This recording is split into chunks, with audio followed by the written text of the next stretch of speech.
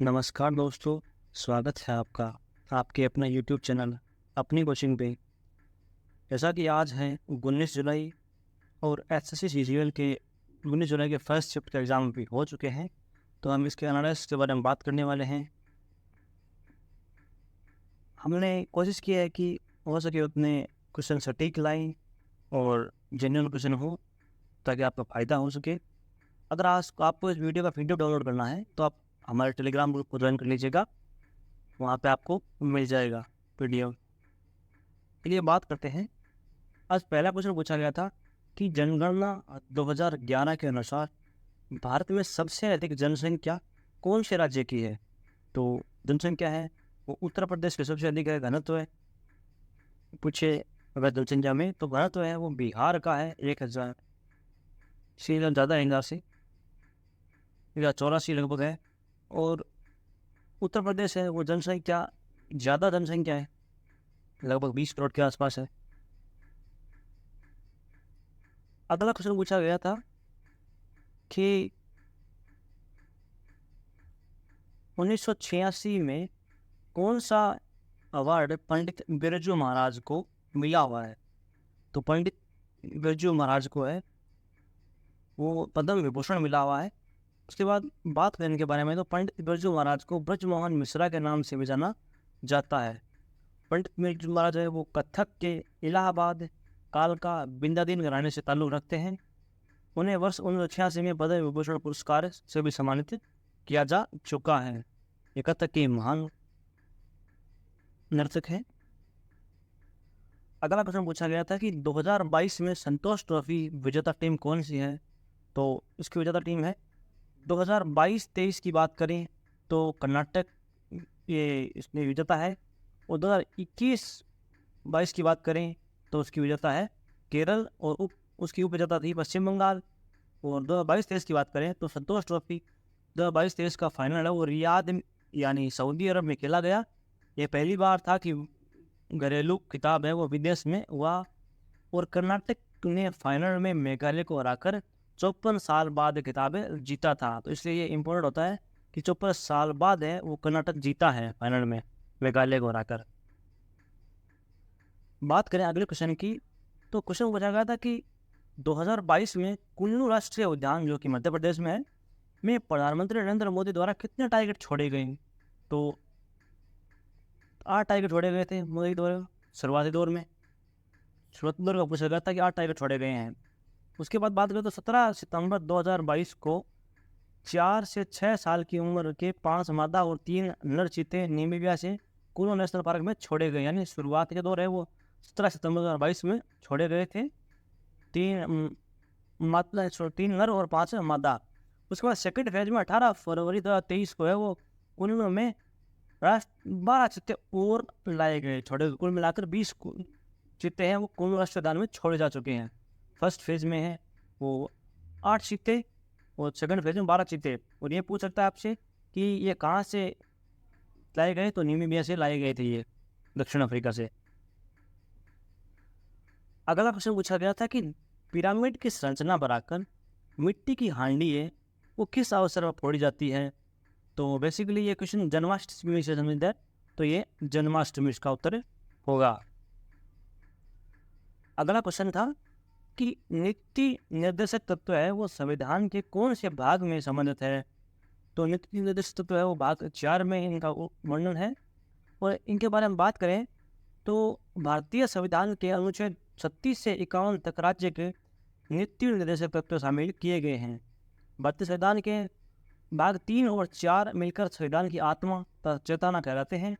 इन तत्वों में संविधान तथा सामाजिक न्याय का दर्शन का वास्तविक तत्व निहित है। बात करें नीति निर्देशक तत्व है वो कहाँ से लिए गए हैं, तो इनका वो आयरलैंड के संविधान से नीति निर्देशक तत्व वो लिए गए हैं। ये भी क्वेश्चन इम्पोर्टेंट है। अगला क्वेश्चन है कि मौर्य काल में भारत तत्कालीन परिस्थिति पर लिखी गई पुस्तक है वो जो कि इंडिका है, उसके लेखक कौन है।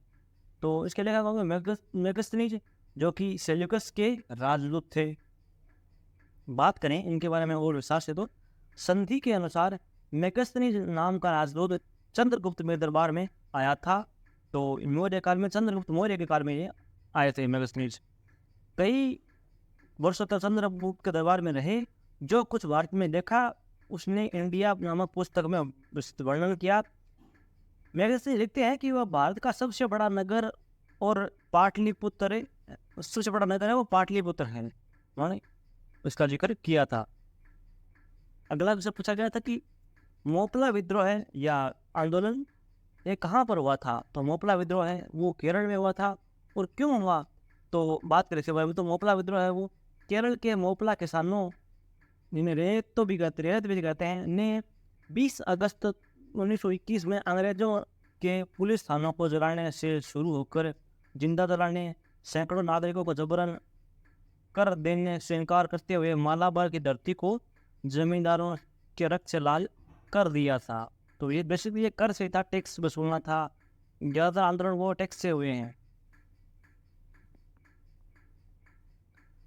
अगला क्वेश्चन है कि प्रधानमंत्री नरेंद्र मोदी ने वो अरुणाचल प्रदेश के ईटानगर में पहले कौन से ग्रीन फील्ड एयरपोर्ट का उद्घाटन किया है। तो इस एयरपोर्ट का नाम है डोनी पोलो एयरपोर्ट। अगला क्वेश्चन पूछा गया था कि दक्षिणी हिमालय के अपवाद तंत्र से पूछा गया था कि अपवाद तंत्र को क्या कहते हैं, खड़ीन, ऐसा कुछ क्वेश्चन था। तो क्वेश्चन पूरा क्लियर हो नहीं पाया। तो आप जो भी आपको क्वेश्चन आपको पता है तो आप कमेंट बॉक्स में ज़रूर जेन्युइन क्वेश्चन ही लिखें कि आपको अगर पता है क्वेश्चन कौन से आए थे तो आप कमेंट बॉक्स में लिख सकते हैं ताकि आगे बच्चों को हेल्प मिल सके आपके क्वेश्चन के द्वारा। अगला क्वेश्चन पूछा गया था कि ऑर्थोपोडा, मोलास्का, सरीसृप, स्तनधारी किनका आपस में मिलान करना था। दोस्तों इस टॉपिक से है वो प्रत्येक क्वेश्चन में प्रत्येक तो शिफ्ट में एक क्वेश्चन पूछा जा रहा है कि ऑर्थोपोडा क्या है, मोलास्का क्या है। तो जैसे स्तनधारी, जैसे व्हेल मछली का ऑप्शन दिया था इसमें तो वो तो स्तनधारी थी। और भी सरीसृप रेंगने वाले होते हैं। तो ऐसा कुछ तिल चट्टा वगैरह ऑप्शन थे बहुत सारे, तो इनका आपस में मिलान करना था ऐसे कुछ। और एक क्वेश्चन था कि इलेक्ट्रॉन, प्रोटॉन, न्यूट्रॉन की खोज किसने की, इनसे कुछ समझ था एक फिजिक्स का। अगला क्वेश्चन है कि जाकिर, एक क्वेश्चन था कि निम्न में से ऐसा कौन सा तबला वादक है जिन्होंने 1999 में ऐसा कुछ रिकॉर्ड बनाया था। तो ऐसा कुछ क्वेश्चन था, उसका आंसर जाकिर हुसैन था। जाकिर हुसैन, और बहुत सारे ऑप्शन थे लेकिन उसमें जाकिर हुसैन ऑप्शन था। ये तो कंफर्म है। लेकिन क्वेश्चन ऐसा कुछ क्वेश्चन की भाषा समझ में नहीं आ रही तो क्वेश्चन मैंने लिखा नहीं है। जो भी क्वेश्चन था तो आप कमेंट बॉक्स में बताइएगा ताकि बच्चों को हेल्प मिल सके। अगला ऑप्शन था आइटम फ्रेड से कि item of gift of the game. तो गिफ्ट ऑफ द गेम या बेसिकली हम जनरली यूज करते हैं, हम भाषा में यूज करते हैं। तो ये तो आसान था। The ability to speak with eloquence and fluency. कि महादेव गोविंद रनाडे है वो मुख्य रूप से किस समाज से जुड़े हुए थे। तो इनका संबंध है वो प्रार्थना समाज से था। गोविंद रनाडे दक्कन एजुकेशनल सोसाइटी के संस्थापकों में से एक थे। उन्होंने भारतीय राष्ट्रीय कांग्रेस की स्थापना का भी समर्थन किया था। और रनाडे स्वदेशी के समर्थक थे। महादेव रनाडे वो महादेव गोविंद रनाडे को अपने सामाजिक कार्यों को पूरा करने में कई कठिनाइयों का सामना करना पड़ा था। उन्होंने खुद को सामाजिक सुधार के काम के लिए समर्पित कर दिया था, जैसे कि अंतर्जातीय भोजन, अंतर्जातीय विवाह, विधवा विवाह और महिलाओं एवं दलित वर्गों की स्थिति में सुधार है। महादेव गोविंद रनाडे विधवा पुनर्विवाह संघ वर्ष 1861 और डेक्कन एजुकेशन सोसाइटी के संस्थापक थे।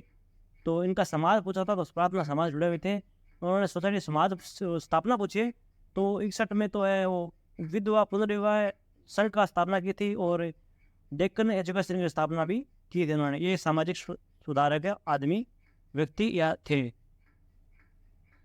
अगला प्रश्न था एंटोनियम ऑफ डेलीगेट यानी प्रतिनिधि का एंटोनियम होता है वो फॉरबिड और डिसअलाउड, जो अलाउ नहीं करता है। बात था अगला कुछ क्वेश्चन था, एक स्टेटमेंट से था कि निम्न में से ऐसा 4 ऑप्शन दिए थे कि चारों में से 2 कौन से सही है, ए और बी और सी और ए, ऐसा कुछ ऑप्शन था कि राष्ट्रपति पर महाभियोग चलाने की प्रक्रिया आती है, उससे कुछ स्टेटमेंट था। तो बात की राष्ट्रपति पर महाभियोग की तो भारत के राष्ट्रपति की महाभियोग प्रक्रिया एक अर्धन्यायिक प्रक्रिया है। अनुच्छेद 61 में इसका उल्लेख है महाभियोग का, और राष्ट्रपति को केवल संविधान के उल्लेख के आधार पर ही महाभियोग की प्रक्रिया द्वारा पद से हटाया जा सकता है। तो राष्ट्रपति को केवल महाभियोग की प्रक्रिया से हटाई सकते हैं।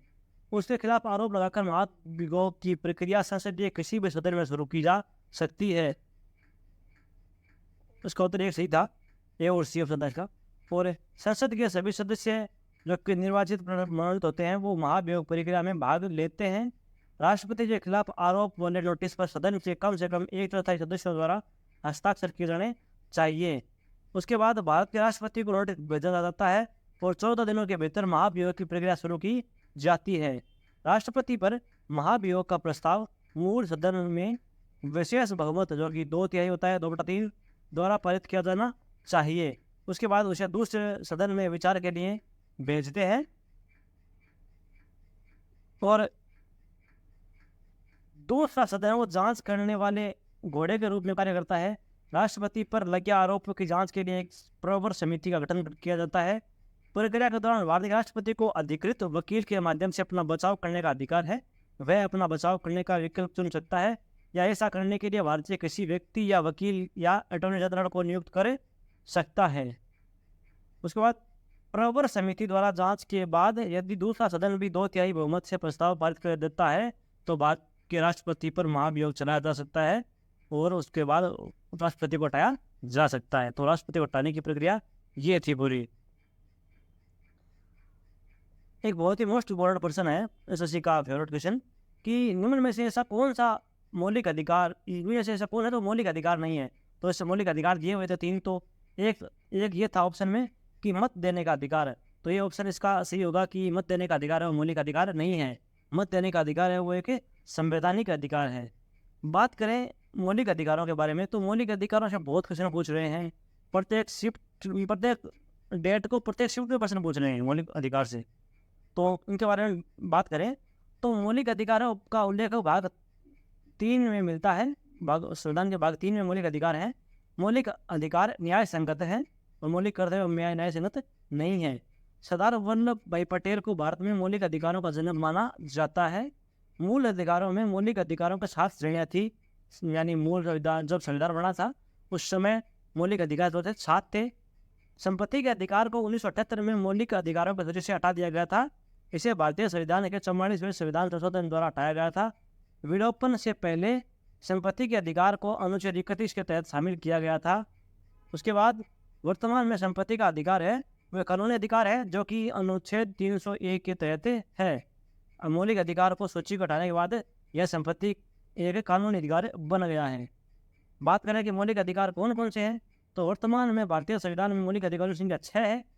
समानता का अधिकार है, स्वतंत्रता का अधिकार है, शोषण के विरुद्ध अधिकार है, धर्म की स्वतंत्रता का अधिकार है, सांस्कृतिक और शैक्षिक अधिकार है, वो संवैधानिक उपचारों का अधिकार है। ये मौलिक अधिकार है वर्तमान में। अगला क्वेश्चन था कि 73वां गणतंत्र दिवस कब मनाया गया था। तो 73वां गणतंत्र दिवस है वो 2022 में मनाया गया था, 15 जनवरी 2022 को। इसलिए क्वेश्चन में डाउट है कि 73वां गणतंत्र दिवस पूछा गया था या फिर 73वां स्वतंत्रता दिवस पूछा गया था। तो ऐसा कुछ था क्वेश्चन। तो अगर 73वां पूछा गया था स्वतंत्रता दिवस तो 2019 का था, और अगर 75वां गणतंत्र पूछा गया था तो 2022 का था। ऐसा कुछ क्वेश्चन था गणतंत्र दिवस से। मुझे तो यही लगता है ये क्वेश्चन यही था कि 73वां गणतंत्र दिवस कब बनाया गया था तो 15 जनवरी 2022 को। अगला क्वेश्चन है कि पंडित भीमसेन जोशी है वो कौन सा वाद्य यंत्र बजाते थे या फिर उनका संबंध कौन से घराने से है, कौन संगीत से है। तो ऐसा कुछ क्वेश्चन था। तो बात करें इनके बारे में तो ये पंडित भीमसेन जोशी है वो तानपुरा वादक थे और ये शास्त्रीय संगीत से संबंधित है, इनका संबंध है। इनके बारे में और बात करें तो पंडित भीमसेन जोशी को गुरुराज जोशी के नाम से भी जानते हैं। इनका जीवन काल है वो 1922 से 24 जनवरी 2011 तक था। वे एक हिंदुस्तानी शास्त्रीय गायक थे, किराना घर के सदस्य थे और गायन के ख्याल रूप के लिए जाने जाते थे। इन्हें पुरस्कार है वो 1998 में संगीत नाटक अकादमी फेलोशिप से सम्मानित और 2009 में भारत रत्न से भी सम्मानित किया जा चुका है। बात करें हिंदुस्तानी शास्त्रीय संगीत की, तो यह भारतीय उपमहाद्वीपीय के उत्तर क्षेत्रों का एक कला संगीत है। सबसे पहले होता है कव्वाली होता है शास्त्रीय संगीत में। तो कव्वाली सूफी इस्लामिक भक्ति गीत का एक रूप है जो मुख्य रूप से सूफी मंदिरों या दरगाह में किया जाता है।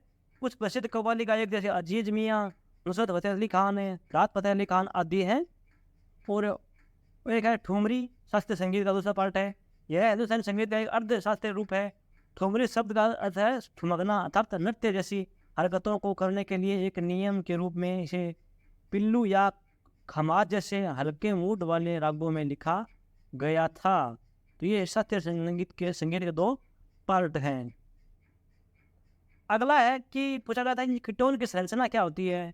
तो कीटोन की संरचना है वो उस प्रकार होती है कि R बॉन्ड C कोष्टक डबल बॉन्ड O, बाद में बॉन्ड R से एक कार्बन समूह है, और जहाँ R और R विभिन्न प्रकार के कार्बन युक्त क्लास हो सकते हैं।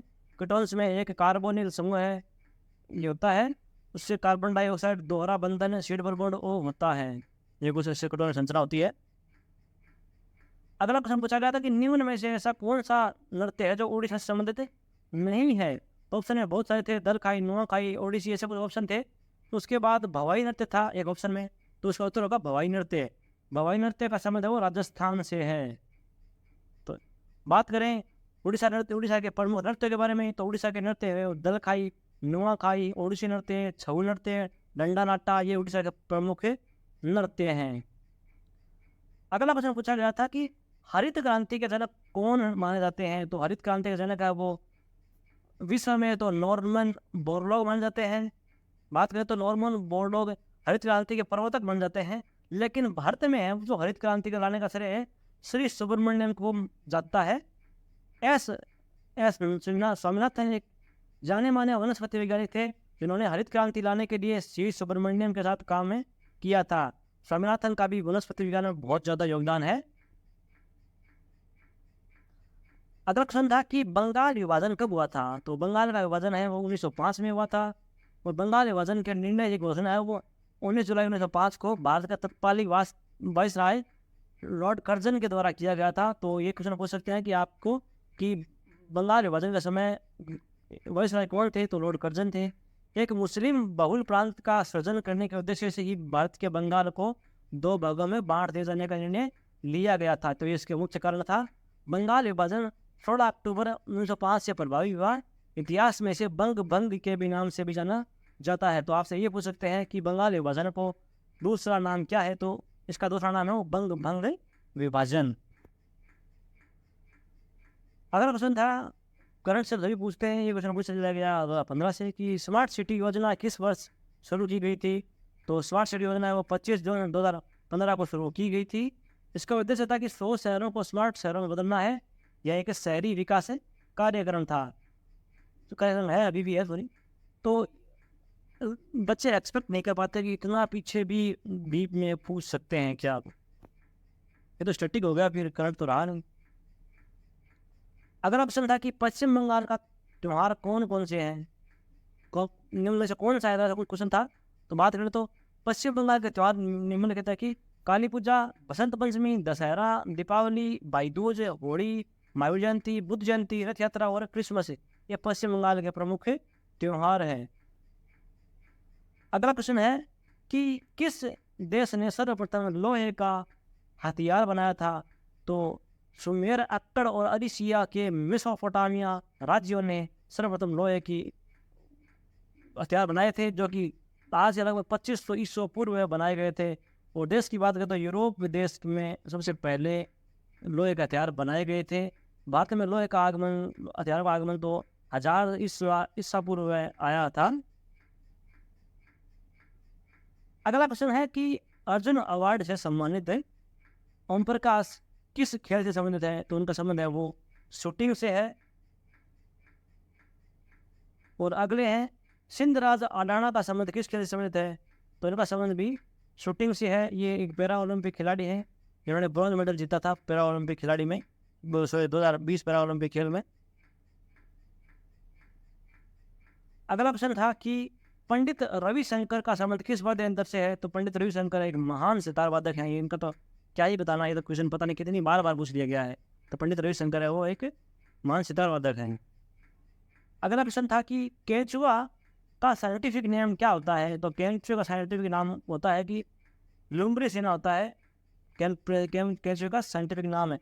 केंचुआ है वो एनिलिडा समूह का सदस्य है। तो आपसे ये पूछ सकते हैं ऑर्थोपोडा, एनिलिडा, मोलास्का, सरीसृप, मैमल से इनसे बहुत कथन बनते हैं। तो आप जरूर पढ़े रहिएगा, प्रत्येक शिफ्ट में यहाँ से प्रश्न पूछ रहे हैं। तो पहला प्रश्न पूछा गया था कि पैरा ओलंपिक 2020 में हुआ था जो, उसमें भारत ने कितने मेडल जीते थे। तो भारत ने वो 19 पदक वो जीते थे।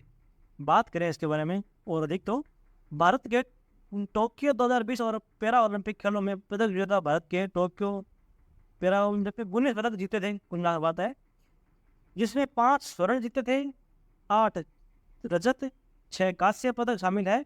निशानेबाजी अवनी लेखरा 2 पैरा ओलंपिक पदक जीतने वाली पहली भारतीय महिला बनी है। तो इन्होंने 2 पैरा ओलंपिक मेडल जीते हैं अवनी लेखरा ने शूटिंग के मामले में, जो कि मुख्यतः जयपुर से बिलोंग करती हैं, राजस्थान के जयपुर से बिलोंग करती हैं।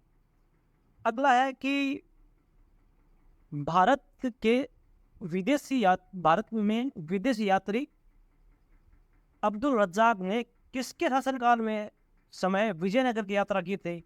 तो अब्दुल रज्जाक ने वो देवराय द्वितीय के समय वो भारत की यात्रा की थी। दोस्तों मैंने एक विदेश यात्रा से संबंधित यात्री जो है आए थे उनसे संबंधित एक टॉपिक बना रखा है। तो एसएससी में आपके लिए वो काफ़ी हेल्पफुल होगा। मैं आपको वीडियो के लिंक वीडियो के डिस्क्रिप्शन में प्रोवाइड करा दूँगा, वो वीडियो वो देख लीजिएगा। प्रत्येक शिफ्ट में यहाँ से प्रश्न पूछ रहे हैं तो आपका वो प्रश्न गलत नहीं होगा। तो ज़्यादा नहीं, 10-15 एक विदेश यात्री हैं उनके बारे में जान लीजिएगा पूरा, तो आपको एक क्वेश्चन आपका सही हो जाएगा। बात करें अब्दुल रज़ाक के बारे में और तो अब्दुल रज़ाक है वो एक फ़ारसी यात्री और एक इस्लामी विद्वान थे। वह फारस के तैमूरी वंश के शासक शाहरुख के राजदूत भी थे। उन्होंने देवराय द्वितीय के समय भारत में विजयनगर साम्राज्य का दौरा किया था। अगला क्वेश्चन पूछा गया था कि H2SO4 है में हाइड्रोजन की प्रतिशत द्रव्यमान संख्या संरचना क्या है। तो बेसिकली इसमें पूछा गया था कि कितनी प्रतिशत मात्रा होती है हाइड्रोजन की ऐसे परसेंटेज में। तो हाइड्रोजन सल्फर और ऑक्सीजन की प्रतिशत संरचना है 0.4 है वो हाइड्रोजन होता है, 32.65 है वो सल्फर और 65.3% है वो क्या है ऑक्सीजन है, सॉरी ऑक्सीजन है। तो कुल मिलाकर इतना है प्रतिशत। अगला क्वेश्चन है कि NV रमन्ना भारत के किस नंबर के न्यायाधीश बने थे। तो वे है जो 48वें नंबर के न्यायाधीश है वो चीफ जस्टिस ऑफ इंडिया बने थे। वर्तमान में है वो जस्टिस धनंजय यशवंत चंद्रचूड़ है वो वर्तमान में चीफ जस्टिस ऑफ इंडिया है, जो कि 50वें नंबर के हैं। बात करें अगले क्वेश्चन की, तो निम्न में से कौन से सदन को भंग नहीं किया जा सकता है। तो राज्यसभा एक ऐसा सदन है तो इसको भंग नहीं कर सकते। ऑप्शन ऐसे थे कि ऐसा कौन सदन भंग नहीं कर सकते, इसमें राज्यसभा, लोकसभा, विधानसभा, इनमें से कोई नहीं, ऐसा पूछता ऑप्शन, तो इसमें राज्यसभा उत्तर सही होगा। बात करें राज्यसभा के बारे में, तो राज्यसभा है एक स्थायी सदन है, इसे भंग नहीं कर सकते। यद्यपि इसके 1/3 सदस्य है वो प्रत्येक दूसरे वर्ष सेवानिवृत्त होते हैं तथा उन्हें नए निर्वाचित सदस्यों का प्रतिस्थापन किया जाता है। अगला प्रश्न पूछा गया था कि होम रूल, इसमें तो होम रूल लीग से पूछा गया था कुछ क्वेश्चन कि होम रूल लीग की स्थापना कब और किसने की थी। तो होम रूल लीग की स्थापना वो बाल गंगाधर तिलक ने की थी 28 अप्रैल 1916 को पुणे के बेलगांव में। यह एक क्वेश्चन पूछा गया था कि होम रूल पुस्तक है उसके लेखक कौन है। तो होम रूल पुस्तक किस तरह लिखी गई, तो 1909 में लिखी गई ये पुस्तक महात्मा गांधी के द्वारा ये लिखी गई पुस्तक है। इन दोनों में से एक क्वेश्चन पूछा गया था। आपको अगर क्वेश्चन क्लियर है कि ये क्वेश्चन पूछा गया था तो आप कमेंट बॉक्स में जरूर बताइएगा कि कौन सा क्वेश्चन पूछा गया था। अगला प्रश्न पूछा गया था कि रायगढ़ घराना किस नृत्य से संबंधित है। तो रायगढ़ घराना है वो कथक नृत्य से संबंधित है। और बात करें तो इसके बारे में, तो राजा चक्रधर सिंह के दरबार से निकली कथक कला का रायगढ़ घराने से रूप में नामांकन वर्ष 1978 में इसका हुआ था। तो इसका उद्गम है वो 1978 में हुआ था। अगला प्रश्न है कि शहरी क्षेत्रों में विकास के लिए 2005 में कौन सी योजना शुरू की गई। तो इसका सही उत्तर होगा JNNURFM JNNURM को शहरी 2005 में शहरी विकास के लिए प्रमुख योजना के रूप में लॉन्च किया गया था। तो ये योजना थी JNNURM। कार्यक्रम के 2 घटक देश के शहरी गरीबों के लिए बुनियादी सेवाएं BSUP और एकीकृत आवास और स्लम विकास योजना की शुरुआत इसमें की थी। तो इसका सही उत्तर होगा ये योजना थी, उसका उत्तर यह था। अगला क्वेश्चन है कि यंग फल्टन आयोग की सिफारिश पर क्या बना था। एक फल्टन आयोग सिफारिश है वो क्यों हुई थी, तो इसे समझ पाए तो इसकी सिफारिश पर है वो भारतीय रिजर्व बैंक की स्थापना हुई थी। और जाने तो भारतीय रिजर्व बैंक की स्थापना वो हिल्टन यंग कमीशन है। यंग के हिंटन लोगों ने दोस्तों हिल्टन यंग कमीशन की सिफारिश के आधार पर बनी गई थी। भारतीय रिजर्व बैंक के 1934 बैंक के कागजात का वैधानिक आधार प्रदान करता है, जिसने 1 अप्रैल 1935 को परिचालन शुरू किया था। तो बैंक की स्थापना है वो 1935 में हुई थी, लेकिन इसके जो अधिनियम आया था वो 1934 में आया था। अगला प्रश्न था कि संविधान है वो भारत में कब बनाया गया। तो संविधान को है वो भारत में 26 नवंबर 1949 को अपना लिया गया था और 26 जनवरी 1950 को है वो लागू किया था। बात है अगले क्वेश्चन की, तो एक एंटोनियम है कि एंटोनियम ऑफ रैंडमली। तो रैंडमली का मतलब बिखरा हुआ, रैंडमली कहीं से भी उठा के उसका होता है सिस्टमेटिकली, तो ढंग से रचा हुआ, तो सिस्टमेटिकली इसका उत्तर होगा ये क्वेश्चन होता है, ये आंसर में था। अगला क्वेश्चन है कि मिस स्पेल्ट हो जाता कि लॉयल्टी का मिस स्पेल्ट क्या होगा। तो इसमें LOYALTY चीज़ दिया हुआ था, आई इसमें मिस था। अगला क्वेश्चन पूछा गया था कि असम चाय उत्सव कौन से जिले में मनाया जाता है। तो असम के जोरहाट जिला है उसमें यह उत्सव मनाया जाता है। इसके बारे में और जाने तो असम भारत में सबसे बड़ा चाय उत्पादक है और इस प्रकार असम में के लोग असम चाय महोत्सव मनाते हैं, जिसमें देश भर के चाय पारखी और चाय प्रेमी भाग लेते हैं। असम का जोरहाट जिला यह वह स्थान है जो अपने सुंदर हरे भरे चाय के बागानों के लिए जाना जाता है और यह उत्सव का स्थल भी है। अगला प्रश्न था कि जोरावर सिंह जाधव किस राज्य से संबंधित है। तो इनका संबंध है वो गुजरात से है। बात करें अगले क्वेश्चन की, तो क्वेश्चन था कि गांधी जी है वो साउथ अफ्रीका से भारत वापस कब लौटे थे। तो 1915 में वो लौटे थे। बात करें इनके बारे में तो संपूर्ण रूप से तो 9 जनवरी 1915 की सुबह है बम्बई या मुंबई के अपोलो बंदरगाह पर गांधी जी और कस्तूरबा गांधी है वो पहुंचे थे। वहां मौजूद हजारों कांग्रेसी कार्यकर्ताओं ने गर्मजोशी से उनका स्वागत किया था। महात्मा गांधी को दक्षिण अफ्रीका से भारत वापस की याद में हर साल 9 जनवरी का दिन प्रवासी भारतीय दिवस के रूप में भी मनाते हैं। तो प्रवासी भारतीय दिवस का पीछे रीजन ये है कि 9 जनवरी को महात्मा गांधी है वो दक्षिण अफ्रीका से भारत को लौटे वापस थे। अगला क्वेश्चन था कि ओलंपिक खेल जो होते हैं वो कितने वर्षों के बाद वापस आयोजित होते हैं। तो ओलंपिक खेल है वो प्रत्येक 4 साल के बाद में आयोजित होते हैं। ओलंपिक खेलों में सर्वप्रथम 1895 में सर्वप्रथम खेले गए थे। भारत ने 1900 में भाग लिया था। 1896 में खेले गए थे, भारत ने 1900 में भाग लिया था। अगला क्वेश्चन था कि रियाज खान है वो कौन सा वाद्य यंत्र से संबंधित है। तो रियाज खान है वो शास्त्रीय संगीत से संबंधित है और ये शास्त्रीय संगीत जो आगरा घराना से संबंधित है, ये रियाज खान साहब हैं। अगला प्रश्न था कि कुछ गुलाब का से संबंधित है कि गुलाब किस जगह से संबंधित है। तो गुलाब है वो गुलाब जीनस है। रोजा एक वुडी 12 वाला फूल पौधा है। गुलाब का वानस्पतिक नाम है वो रोजा रूबिगिनोसा है। तो क्वेश्चन ये ऐसा तो नहीं था, कुछ क्वेश्चन और था, उसको स्टूडेंट को वो है लैंग्वेज समझ में नहीं आई, लेकिन पूछा कुछ गुलाब से ही था, जो गुलाब का मिलान करो ऐसा कुछ पूछा गया था कि लोकरंग उत्सव किस राज्य में मनाया जाता है। तो ये लोकरंग उत्सव है ये मध्य प्रदेश में मनाया जाता है। बात करें इसके बारे में तो लोकरंग उत्सव है वो मध्य प्रदेश आदिवासी लोक कला अकादमी द्वारा आयोजित किया जाता है। अगला क्वेश्चन है कि जामदार नृत्य किस राज्य से संबंधित है? तो जामदा नृत्य का संबंध है वो झारखंड राज्य से संबंध है इसका। बात करें अगले प्रश्न की, तो उपराष्ट्रपति को शपथ कौन दिलाता है? तो उपराष्ट्रपति को शपथ है वो भारत के राष्ट्रपति और शपथ दिलाते हैं। इसका उल्लेख जो है वो भारत के संविधान के अनुच्छेद 69 के अनुसार उपराष्ट्रपति और भारत के राष्ट्रपति द्वारा पद और गोपनीयता की शपथ ग्रहण करते हैं। तो 69 में इसका उल्लेख है। अगला प्रश्न है कि पिएत्रा ड्यूरा किसके समय में प्रसिद्ध हुआ? तो यह है शाहजहां के काल में प्रसिद्ध हुआ था, और शाहजहां का काल में एक स्थापत्य कला थी। तो शाहजहां के काल को स्थापत्य कला का स्वर्ण युग भी कहा जाता है। तो इसके बारे में बात करें तो पिएत्रा ड्यूरा है वो शाहजहां द्वारा अपने शासनकाल के दौरान शुरू की गई एक विस्तृत स्थापत्य तकनीक है। उनके शासनकाल को मुगल वास्तुकला के स्वर्ण युग के रूप में जाना जाता है, जिन्होंने ताजमहल, लाल किला, जामा मस्जिद और शालीमार बाग जैसी कुछ असाधारण इमारतों और किलों का निर्माण करवाया था। तो ये स्थापत्य कला का स्वर्ण युग था।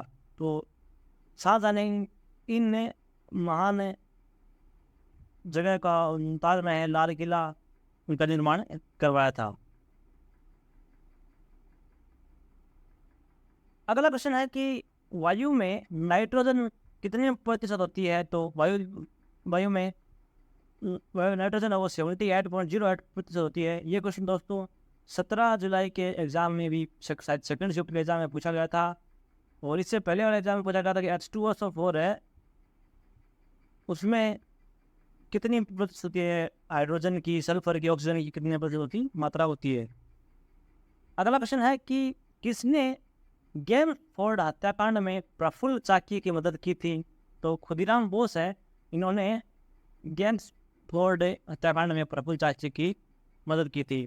बात करें प्रफुल्ल चाकी की, तो स्टेशन पर रेलगाड़ी के रुकते ही प्रफुल्ल चाकी को पुलिस ने पकड़ना चाहा, लेकिन वे बचने के लिए दौड़े, परंतु जब प्रफुल्ल ने देखा कि चारों ओर से पुलिस गिर गई है, तो उन्होंने अपने रिवॉल्वर से अपने आप को एक गोली मार ली थी। इस हत्याकांड के बाद पुलिस ने उसे पकड़ना चाहा, लेकिन वो खुद चंद्रशेखर आज़ाद की तरह ही उन्होंने खुद को ही गोली मार ली थी इस कांड के बाद में। क्वेश्चन है कि 2011 की जनगणना की थीम क्या थी? तो हमारी जनगणना हमारा भविष्य, ये 2011 की जनगणना की थीम थी। क्वेश्चन दोस्तों ये ऐसा भी हो सकता है कि हमारी जनगणना हमारा भविष्य, ये कौन सी जनगणना की थीम थी? तो इसका उत्तर होगा 2011। क्वेश्चन ऐसा ही कुछ क्वेश्चन था। अगला प्रश्न है कि मौलिक कर्तव्य है वो किस समिति की सिफारिश पर आधारित है? तो ये सरदार स्वर्ण सिंह समिति की पर आधारित है मौलिक कर्तव्य। बात करें तो स्वर्ण सिंह समिति की सिफारिश पर नागरिकों के मौलिक कर्तव्यों को संविधान में जोड़ा गया। उन्हें 1976 में 42वें संवैधानिक संशोधन द्वारा शामिल किया गया। स्वर्ण सिंह समिति की सिफारिश पर भारतीय संविधान में 11 मौलिक कर्तव्य जोड़े गए। बाद में एक मौलिक कर्तव्य 11 जोड़े गए, एक और मौलिक कर्तव्य जोड़ा गया बाद में। अगला प्रश्न है कि 16 से 29 जनवरी 2023 तक कौन सा टेनिस खेल हुआ था? तो 16 से 29 जनवरी 2023 तक वो ऑस्ट्रेलियन ओपन हुआ था टेनिस का, और ये मेलबर्न में आयोजित हुआ था ये। अगला प्रश्न है कि पीसी महालनोबिस कौन सी पंचवर्षीय योजना से संबंधित है? तो ये दूसरी पंचवर्षीय योजना से संबंधित है। बात करें इनके बारे में तो ये एक प्रसिद्ध भारतीय वैज्ञानिक एवं सांख्यिकीवादी थे। इन्होंने दूसरी पंचवर्षीय योजना के अपने मसौदे के कारण इन्हें जाना जाता है। बात करें अगले विषय की, तो पहला शीतकालीन ओलंपिक किस वर्ष हुआ था? तो पहला शीतकालीन वर्ष 1924 में हुआ था। और कंप्लीट बात करें तो पहला शीतकालीन ओलंपिक 1924 में फ्रांस के सेमोनिक्स में आयोजित किया गया था। शीतकालीन खेलों को प्रारंभ में ग्रीष्मकालीन ओलंपिक के दौरान ही खेला जाता था। वर्ष 1908 में लंदन ओलंपिक में 4 स्केटिंग स्पर्धाओं की मेजबानी की गई, और वही वर्ष में 1920 में आयोजित ओलंपिक में स्केटिंग के साथ साथ आइस हॉकी भी शामिल थी। तो ये इसका उल्लेख था। अगला क्वेश्चन है कि उप पलापू श्रीनिवास का संबंध किस वाद्य यंत्र से है? तो इनका संबंध है वो ये एक महान मेडोनिक वादक हैं। तो इनके बारे में बात करें तो उप लापू श्रीनिवास है, जिनका जीवन काल है वो 1969 से 2014 तक रहा था। वो कर्नाटक शास्त्रीय संगीत घराने से एक भारतीय मोडलिक वादक और संगीतकार थे। क्योंकि वह एक प्रतिभाशाली बालक थे, इसलिए उन्हें कभी कभी शास्त्रीय भारतीय संगीत का मोजार्ट कहा जाता था। अगला प्रश्न पूछा गया है कि वज्जी महाजनपद किसकी राजधानी वज्जी महाजनपद की राजधानी क्या थी? तो वज्जी महाजनपद की राजधानी थी वो थी वैशाली थी, जो कि वर्तमान के बिहार में स्थित है। अगला प्रश्न की बात करें तो लंदन में इंडिया हाउस की स्थापना किसने की थी? तो श्यामजी कृष्ण वर्मा ने है वो इसकी स्थापना की थी। बात करें इसके बारे में तो ये इंडिया हाउस है वो एक अनौपचारिक भारतीय राष्ट्रवादी संस्था थी। इसकी स्थापना ब्रिटेन के भारतीय छात्रों में राष्ट्रवादी विचारों का प्रचार करने हेतु श्यामजी कृष्ण वर्मा के संरक्षण में हाईगेट उत्तरी लंदन के एक छात्र निवास में की गई थी। अगला क्वेश्चन पूछा गया था कि हिंदुस्तान कॉपर लिमिटेड की स्थापना किस वर्ष हुई थी? तो हिंदुस्तान कॉपर लिमिटेड की स्थापना है वो 9 नवंबर 1967 को हुई थी। बात करें अगले क्वेश्चन की तो पीएम आत्मनिर्भर स्वच्छ भारत योजना किस बजट में शुरू हुआ? तो इसका 2021-22 में इसकी शुरुआत हुई थी। बात करें तो प्रधानमंत्री मोदी ने 4 जुलाई 2020 को ऐप के मामले में आत्मनिर्भर बनने के लिए ऐप इनोवेशन चैलेंज लॉन्च किया। ऐप इनोवेशन चैलेंज का मंत्र है भारत और विश्व के बनाओ। सॉरी, ये इसका नहीं है, ये तो ऐप के बारे में है, इसका नहीं है। तो इसका ये आत्मनिर्भर स्वच्छ भारत अभियान भारत योजना है वो 2021-22 में लॉन्च हुई थी। एक शोर का एक्सप्लेनेशन है। अगला प्रश्न है कि विजरा चित्रसेना जिन्हें 2020 में पद्म पुरस्कार दिया गया था वह किस देश से संबंधित है? तो ये है श्रीलंका से संबंधित है और वो एक प्रसिद्ध नृत्यांगना है। तो बात करें तो 87 साल के देशबंधु डॉक्टर वजीरा चित्रसेना को श्रीलंका में एक जीवित किंवदंती माना जाता है। नृत्य के माध्यम से भारत श्रीलंका संबंधों में उनके योगदानों के लिए उन्हें पद्मश्री से भी सम्मानित किया गया था 2020 में। तो ये इनका संबंध था नृत्य से। तो दोस्तों ये था आज के हमारे सेगमेंट का चार्टशिप का हमने एनालिसिस करवाया है। अब आपको एनालिसिस कैसा लगा ये कमेंट बॉक्स में जरूर बताइएगा। अगर वीडियो आपको पसंद आया है तो वीडियो को लाइक कीजिए और शेयर कीजिए अपने दोस्तों के साथ में, और हमारे चैनल को वो सब्सक्राइब जरूर कीजिएगा। और अगर आपको इस वीडियो का PDF चाहिए तो आप हमारे टेलीग्राम ग्रुप को ज्वाइन कर सकते हैं, वहाँ से आपको free of cost PDF provide करवा दिया जाएगा। दोस्तों ऐसे ही हमारे चैनल पर सपोर्ट बनाए रखिएगा। धन्यवाद दोस्तों।